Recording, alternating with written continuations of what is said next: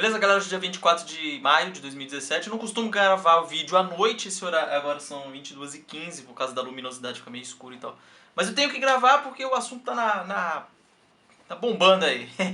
E amanhã eu vou acordar cedo, não vou ter tempo de gravar muito cedo. Quando eu gravo cedo eu fico igual um boneco, falando aqui, o raciocínio não pega direito, fica pegando no tranco. Mas é a respeito aí do Reinaldo Azevedo.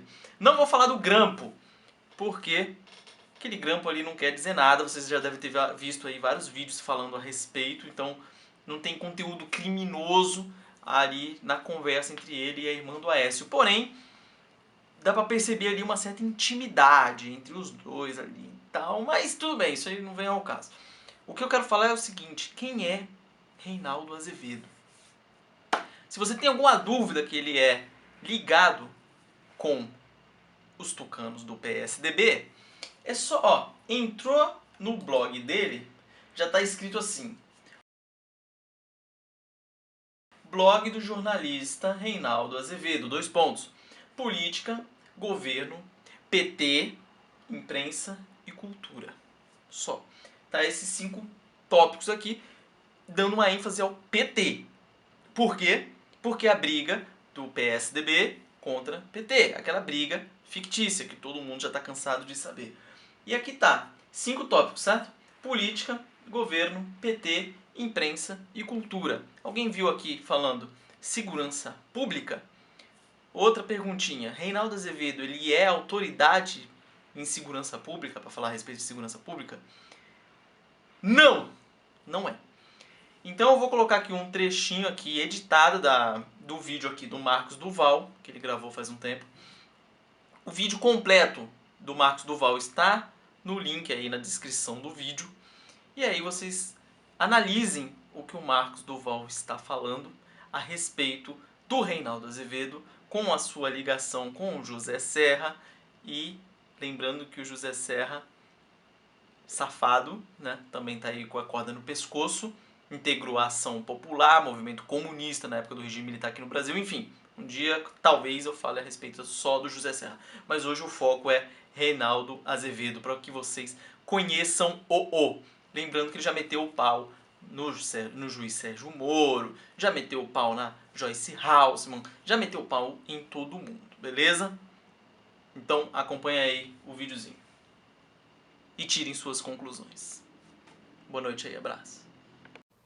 Então eu estava no auge da minha carreira profissional, surfando lá em cima na onda, e veio uma crise que foi uma das crises mais difíceis da minha carreira, para dizer que foi a mais difícil. Teve o caso Eloá em Santo André, vocês lembram desse caso Eloá em Santo André?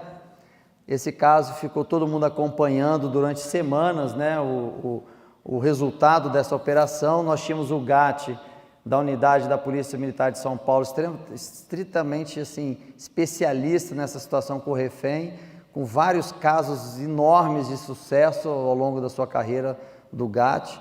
Teve um incidente no início do GAT que foi com a Adriana Caringe, uma história bem famosa em São Paulo. Eles se reestruturaram, se refizeram, foram em busca de conhecimentos e se tornaram uma das unidades mais preparadas de lidar com o refém no Brasil. Quando eles começaram então a agir na negociação, nesse caso, estava certo que seria mais um sucesso deles. Mas aí começou uma interferência política, porque a imprensa começou a filmar, começou todo mundo a dar sugestões de o que era correto, o que não era correto de se fazer. O governador começou a ligar dizendo que não queria que matasse o Lindenberg, porque era só apenas um adolescente apaixonado, e não queria que fizesse o tiro de comprometimento, quer dizer, o tiro de sniper, quando ele se posicionava na janela. Então que se achasse outros meios para que isso fosse resolvido. Eu estava no Brasil dando aula, o ex-comandante do GAT, chamado Diógenes Luca, que hoje é aposentado, não fazia parte dessa época do GAT, foi um dos fundadores do GAT, mas não estava como comandante, ligou para mim e me pediu: Marco, a gente precisa de você agora. Você é o único que está no nosso meio, que tem possibilidade de levantar uma bandeira sem ser punido, porque se eu falar, eu vou lá para o interior de São Paulo, eu vou ser punido na minha promoção, vou deixar de receber meus benefícios, então ninguém que está na ativa vai poder falar sobre esse caso. E eu indiquei o seu nome para a Globo.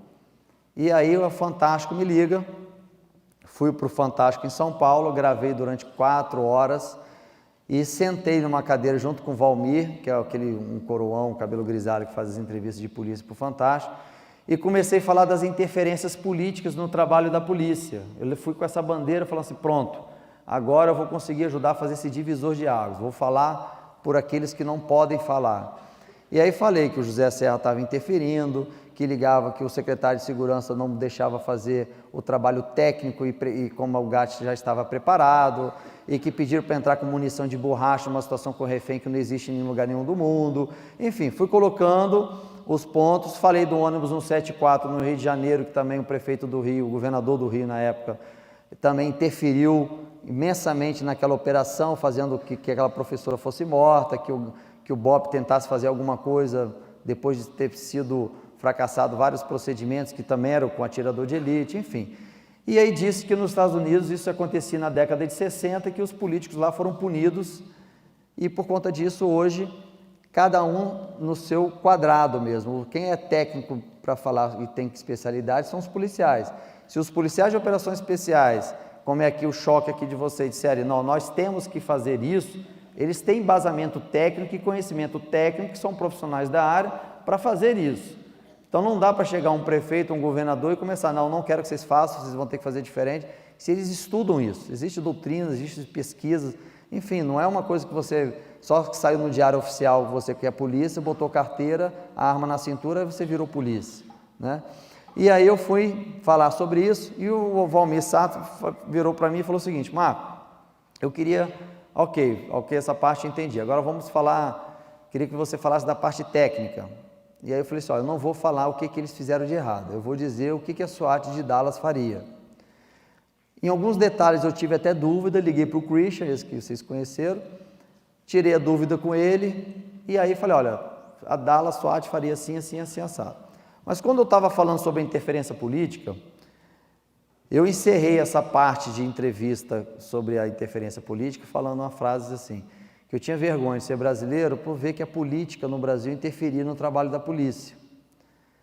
E aí tá, quando uma matéria foi para o ar, pum, todo mundo esperando, eu falei, pronto, comprei a briga dos caras, vai todo mundo entender os bastidores, o que eles sofreram e vão parar de ter essa mudança no Brasil. Aí aparece o Fantástico, apresenta o Marcos Duval como um ser de outro planeta, e é isso, é aquilo, aquilo outro, e que deu aula para o Papa, deu aula para a NASA, deu aula para não sei o que lá mais, é o especialista que vai falar, pum, aí começa. Na parte política não falou nada, cortaram toda a parte política, e aí só apareceu eu de frente aos monitores, nem falando que eu estava dizendo que era o que a SWAT faria, já estava mostrando o que era para ser feito, e encerrou a matéria, um close no meu rosto, fechando só com a seguinte frase, que eu tinha vergonha de ser brasileiro. Isso, a minha carreira, vocês não imaginam o que foi os meus ex-alunos, os policiais, na época tinha quase uns 40 mil ex-alunos que já tinham passado pela minha sala de aula. Nós não tínhamos redes sociais, então começaram a mandar e-mail, some daqui, se você tem vergonha da gente, desaparece e tal, e não sei o que, começou uma briga gigantesca, e eu tomando aquela pancada para tudo quanto é lado. E aí liguei para minha ex-mulher nos Estados Unidos e falei, esquece, eu não vou voltar agora essa semana, vou ter que cancelar minha passagem, está acontecendo um problema grande aqui, tem que gerenciar uma crise. E aquilo foi tomando um vulto gigantesco, e na segunda-feira de manhã eu liguei para o diretor e falei, poxa, o que aconteceu? O que vocês editaram, ficou parecendo que eu fui lá, critiquei e disse que tinha vergonha pelo que os caras fizeram, né? Aí o diretor falou, pô, Duval, desculpa, por questão de tempo, nós tivemos que tirar o tempo e tal, reduzir o tempo, né? Justificou, mas não explicou. E ele falou o seguinte, inclusive o programa da Ana Maria Braga quer você lá para falar sobre as suas opiniões. Eu falei, não vou de jeito nenhum, o que vocês fizeram comigo, eu não vou aparecer mais em programa nenhum e tal. E aí ele falou assim, não, mas é ao vivo, você pode ter liberdade de falar lá o que você quiser, se eles permitirem. Aí, pronto, o programa me ligou, peguei um voo, fui para o Rio de Janeiro no Projac. Cheguei no Projac, o diretor falou assim, o programa é ao vivo, fica à vontade para falar. E aí eu comecei. Aí vocês não imaginam o que eu fiz. Eu querendo explicar para os meus ex-alunos e para a Polícia Brasileira por que eu fui lá no Fantástico, defendê-los e tomei essa rasteira. comecei a ter liberdade de falar tudo que eu estava pensando sobre o governador de São Paulo. E falei muito, mas falei demais, até demais. E aí era para eu estar num bloco, acabei ficando nos 3 blocos. Aí saí assim, com a alma lavada, falei, pronto, poxa, consegui agora explicar para os policiais que eu estava em defesa deles, não contra eles. Aí o diretor do programa me chama e falou, Duval, eu acho que você vai ter alguns problemas aí, porque o telefone não para de tocar aqui e você acho que foi sincero até demais. Você está preparado para segurar a pancada que vai vir aí e tal? E na minha cabeça eu estava assim, pô, não, expliquei para o meu meio policial que era a bandeira que eu queria. E esse ex-comandante do GAT me ajudando, divulgando, pô, Duval estava lá na nossa ajuda, eu que pedi para que ele fosse no Fantástico e tal. E aí, resumindo, uma coisa é uma audiência do Fantástico num domingo à noite, outra coisa num programa da Ana Maria Braga numa terça de manhã. Então, primeiro eu peguei públicos diferentes, uma audiência totalmente diferente, mas eu achei que eu tivesse resolvido aquilo ali e falei, pronto, depois vão entrar em links e vão ver o meu objetivo, o que eu quis. Aí veio uma pancada, vocês não imaginam, de cima para baixo, do meio político para cima de mim. E aí, uma hora depois do que eu saí do programa na terça-feira, vem Reinaldo Azevedo e escreve esse blog, quem é o suposto especialista da SWAT. E aí eu comecei a me questionar, poxa, um blogueiro de política, o que ele está falando sobre segurança pública? Por que esse cara está falando isso? E nesse texto, muitos aqui já devem ter visto, se botar no Google vai aparecer, infelizmente ainda, porque eu estou com um processo na justiça ainda rolando, esse é o número do processo que está rolando, que eu entrei contra a Veja. Ele diz que SWAT não existia, que eu era uma farsa, que meu centro de treinamento era falido, que já tinha dado aula só para uns gatos pingados, que inclusive o GAT de São Paulo já tinha me rejeitado, e resumindo isso, que SWAT não existia, que era um fake. Só que quando eu fui para essa matéria no Fantástico, a Globo já fez uma matéria comigo lá em Dallas, então a Globo Internacional já esteve comigo na SWAT lá, então ela não tinha dúvida sobre isso. Mas o que aconteceu? As pessoas que sentiram muita raiva do que viram no programa Fantástico, pegaram esse blog e começaram a usar como uma arma, e começaram a usar contra mim. E eu comecei a ser bombardeado com isso para tudo quanto é lado que vocês não podem imaginar. Ao ponto de eu cancelar essa minha volta para os Estados Unidos e comecei a entrar num processo complicado de crise, não só no centro de treinamento, mas pessoal. Porque vários cursos começaram a ser cancelados, as pessoas que trabalhavam comigo começaram a ser rejeitadas, gente que usava a camisa começou a botar fogo da camisa do CAT, programações que nós tínhamos ao longo do ano de instrução foram todas canceladas, porque todo mundo pegou esse único blog como uma verdade absoluta. E eu falei, pô, não é possível, as pessoas, já tinha Google, as pessoas vão entrar no Google e vão ver que existe SWAT, vão ver que eu estou lá trabalhando. E as outras imprensas começaram a ligar para Dallas SWAT, querendo saber se eu estava lá mesmo, quem era eu, se era verdade, se eles existiam, se eu estava lá dando aula mesmo. Enfim, resumindo, nenhuma outra imprensa viu que isso era verdade. Ficou só um único blog. E aí eu comecei a me perguntar por que ele apareceu do nada para me desmoralizar. Aí esse ex-comandante do GAT falou uma frase que eu levo até hoje. Ele falou o seguinte, Marco, se você não pode quebrar os seus argumentos, como não tem condições de quebrar seus argumentos técnicos, eles vão quebrar o argumentador. Então, falando que você é uma farsa, tudo que você diz passa a ser mentira, passa a ser irreal. Então, você perde a sua credibilidade. E aí, eu acabei descobrindo, tem grandes amigos na polícia, que acabou me mandando uma foto recente dos dois juntos. E aí que eu fui entender. Falar, então, pera um pouquinho. Então, Reinaldo Azevedo e o antigo governador de São Paulo são amigos. Então, ele criou esse blog para me destruir, porque eu estava num programa ao vivo metendo o pau no governo dele, metendo o pau nele. Não imaginava que eu estivesse mexendo com algo tão pesado e tão duro. Antes eu tivesse ficado só negociando com meus ex-alunos, tentando me explicar lá.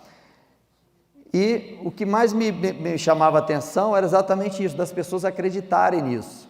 né, de acreditarem na verdade dele. E aí caiu aquela ficha, tipo assim, eu estou me matando e não estou pensando na minha família, na minha filha, que pode realmente perder o pai. E esse choque para mim foi assim, aquela mola no fundo do poço. E aí eu comecei num processo de voltar ao meu peso normal. Eu botei isso assim, como a minha meta era a minha saúde nesse momento. Eu falei assim, eu vou melhorar a minha saúde para eu estar bem fisicamente, para então eu conseguir reestruturar a minha empresa, reestruturar o CAT, que já estava na beira da falência. Isso, gente, por causa de um blog mentiroso. Mais um grande curso que ficou na história, e recebemos muito feedback dos policiais que participaram de como eles estavam comprando a ideia daquele blog, né? Como é que eles compraram a ideia daquele blog sem se questionar.